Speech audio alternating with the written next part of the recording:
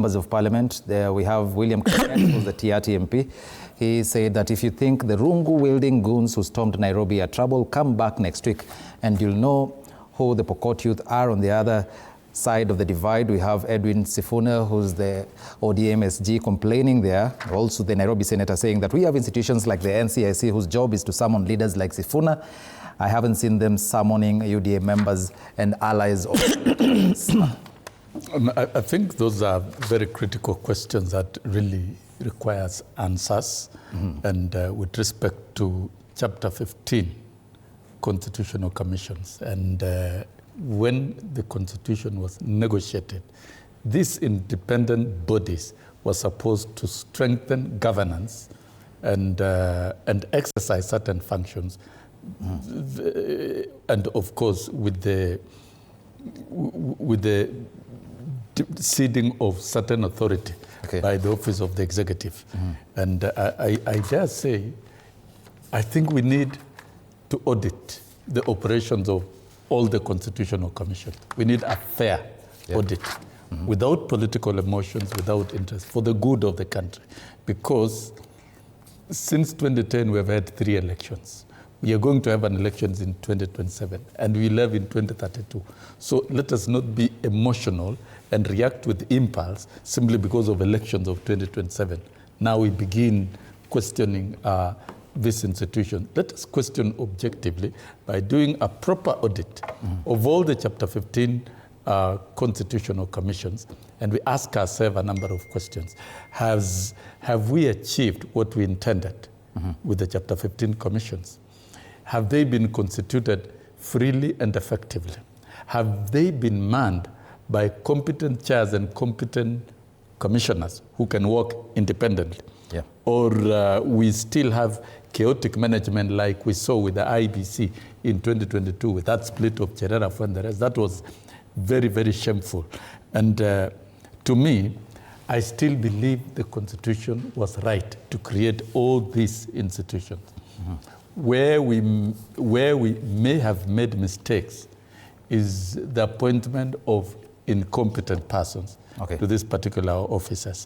And with respect to NCIC, the undertones of the flares of 2007-08, which almost consumed and burned this country, was ethnic animosity and ethnic hatred. That Kenyans at that time were even able to identify themselves as Bantus, Nilotes, that kind of painful taxonomy and classification of citizens. While the national goal of independence is that of unity, love, and peace. And we lost it because we allowed divisive agenda to take place. And therefore, NCIC is supposed to call out individuals who promote ethnic division, who promote disunity in the country. In fact, we should see NCIC dealing with these individuals and even prosecuting without exception, whether they are in UDA, whether they are in Jubilee, whether they are in DCP, whether they are in the what you call transitional government of Fred Ogola here. They should also be called out like Fred Ogola. I'm sure he's a highly qualified candidate of NCIC if we scrutinize critically. Because as a country, we cannot live in the primitive shadows of ethnic mongering and ethnic division. That one we can't. Under Vision 2030, we are supposed to drive 3 serious pillars.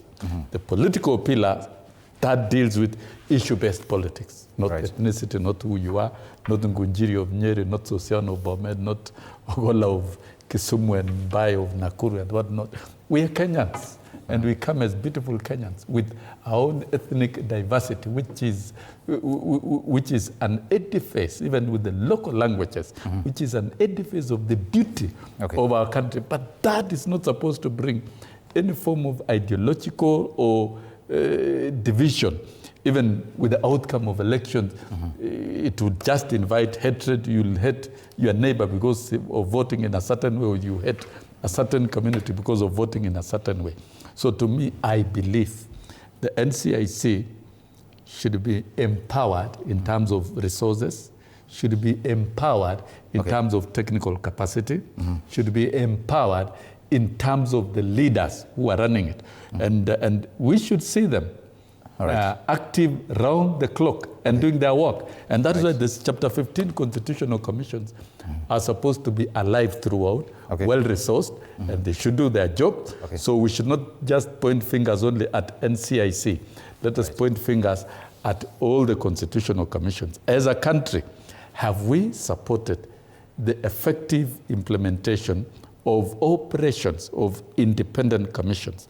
And have we had the right persons driving those institutions in terms of competent chairs and competent commissioners? Those are the hard questions we must ask ourselves as a country. Thank you. Ngunjiri Wambugu, Sossion seems to think